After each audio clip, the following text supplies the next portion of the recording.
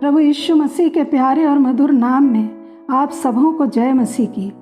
अभी तक हम प्रकाशित वाक्य 22:7 देख मैं शीघ्र आने वाला हूँ, धन्य है वह जो इस पुस्तक की भविष्यवाणी की बातों को मानता है के संदर्भ में बहुत से वचनों के द्वारा अपने को तैयार करने के संदेशों को सीख रहे थे। अब हम प्रकाशित वाक्य 22:12 जहाँ लिखा है, देख मैं शीघ्र आने वाला हूँ और हरेक के काम के अनुसार बदला देने के लिए प्रतिफल मेरे पास है, के अनुसार संदेशों को सीखेंगे। इनाम और प्रतिफल में अंतर है। इनाम के लिए कुछ देना नहीं पड़ता, परंतु प्रतिफल कामों, जीवन, आचरण, आज्ञाकारिता, विश्वास योग्यता, ईमानदारी के आधार पर दिया जाता है। प्रभु यीशु का 3 आगमन होना है। पहला आगमन इनाम देने के लिए, जिसके लिए मनुष्य को कुछ नहीं करना है। दूसरा प्रतिफल देने के लिए, तीसरा शासन करने के लिए। इनाम देने के लिए यीशु मनुष्य के रूप में आए थे। मनुष्य को इस संसार में रहने के लिए आशीष चाहिए, पैसा चाहिए, चंगाई और छुटकारा चाहिए, अच्छा स्वास्थ्य, अच्छी सुविधाएं, घर, रोटी, कपड़ा या जो भी मान सम्मान, प्रॉस्पेरिटी मनुष्य को चाहिए, उसको देने के लिए यीशु आए।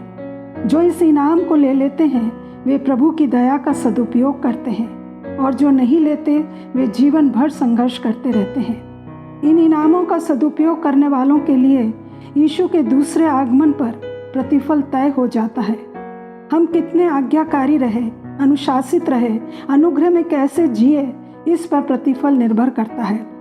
यशाया 40:10 में लिखा है, देखो प्रभु यहोवा सामर्थ्य दिखाता हुआ आ रहा है, वह अपने भुजबल से प्रभुता करेगा। देखो जो मजदूरी देने की है वह उसके पास है, और जो बदला देने का है वह उसके हाथ में है। यिर्मयाह 17:10 में लिखा है, मैं यहोवा मन को खोजता और हृदय को जांचता हूँ, ताकि प्रत्येक जन को उसकी चाल चलन के अनुसार अर्थात उसके कामों का फल दूँ। मत्ती 16:27 के अनुसार मनुष्य का पुत्र अपने स्वर्गदूतों के साथ अपने पिता की महिमा में आएगा, और उस समय वे हरेक को उसके कामों के अनुसार प्रतिफल देगा। मनुष्य का 2 जीवन है, एक मृत्यु के पहले का और दूसरा मृत्यु के बाद का, और हम अभी पहले जीवन में हैं और यीशु मसीह अभी दूसरी बार आए नहीं हैं। तो हमारे प्रतिफल भी 2 होंगे।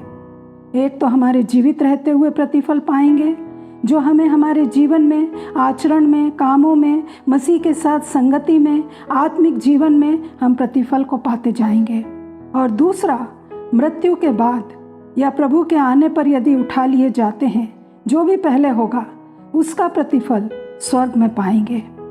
मृत्यु के पहले का जितना भी जीवन बाकी है वो इसलिए है कि मृत्यु के बाद वाले जीवन में अनंत जीवन का धन इकट्ठा कर लें।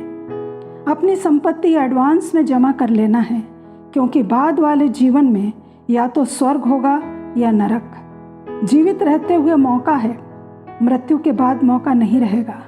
यीशु के 3 आगमन के पहले की तैयारी में एक ही संदेश है और एक ही संदेश होगा, और वह है मन फिराव के योग्य फल लाओ। ये यीशु के प्रथम आगमन के पहले की भी तैयारी थी और दूसरे आगमन के पहले के लिए भी है, जो उद्धार को व्यवस्थित कर स्वर्ग ले जाने के लिए है। तीसरा आगमन अनंत काल के लिए होगा, उसके लिए भी यही तैयारी होगी। तो वो कौन से प्रतिफल हैं जो हम मसीह जीवन में पाएंगे, या अगले संदेशों में सीखते हुए हम अपने को जांचने पाएंगे। यदि हम मसीही हैं और मसीही जीवन जी रहे हैं, तो हमें प्रतिफल पाने की तैयारी और समर्पण करने की जरूरत है। उत्पत्ति 15:1-6 में लिखा है, इन बातों के पश्चात यहोवा का ये वचन दर्शन में अब्राहम के पास पहुंचा, हे अब्राहम मत डर, तेरी ढाल और तेरा अत्यंत बड़ा प्रतिफल मैं हूँ। अब्राहम ने कहा, मुझे तो तूने वंश नहीं दिया, और क्या देखता हूँ कि मेरे घर में उत्पन्न हुआ एक जन मेरा वारिस होगा। तब यहोवा का ये वचन उसके पास पहुंचा, ये तेरा वारिस ना होगा, पर तेरा जो निज पुत्र होगा वही तेरा वारिस होगा। और उसने उसको बाहर ले जाकर कहा, आकाश की ओर दृष्टि करके तारागण को गिन, क्या तू उनको गिन सकता है? फिर उसने उससे कहा, तेरा वंश ऐसा ही होगा। उसने यहोवा पर विश्वास किया और यहोवा ने इस बात को उसके लेखे में धर्म गिना। डर मत, मैं ही तेरा प्रतिफल हूँ। अब्राहम ने परमेश्वर को ही ले लिया जिसके पास प्रतिफल है। क्या हमने परमेश्वर को पूरी तरह से ले लिया है? उस समय अब्राहम पूरी तरह निराशा में था, उसकी संतान नहीं थी। परमेश्वर ने कहा, मैं तेरा प्रतिफल हूँ। अब्राहम ने कहा, तू मुझे क्या देगा? जब हम निराश होते हैं, परमेश्वर की आशीष को नहीं देख रहे हैं। अब्राहम तंबू में बैठा है, सोच रहा है मुझे क्या मिलेगा। वह सिर्फ तंबू के लायक देख रहा है। परमेश्वर उसे बाहर ले गए क्योंकि अंदर तो वह सुनेगा नहीं। तंबू से निकालकर तारों को दिखाकर कहा, क्या तू इन्हें गिन सकता है? तेरा वंश ऐसा ही होगा। सोचने का तरीका बदल जाएगा जब परमेश्वर हमारा प्रतिफल बन जाते हैं। जब हमारा दर्शन, हमारी सोच सीमित होती है, हम उतना ही प्रभु से पा सकते हैं। छत पर देखेंगे तो उसके नीचे रह जाएंगे क्योंकि ऊपर छत ही दिखेगी। जब आसमान की ओर देखेंगे तब स्पेशल बन जाएंगे, तब असाधारण बन जाएंगे, तब अलौकिक बातों को देखेंगे। प्रभु ने दिखाया और मैंने देखा, कोई रोक नहीं सकता।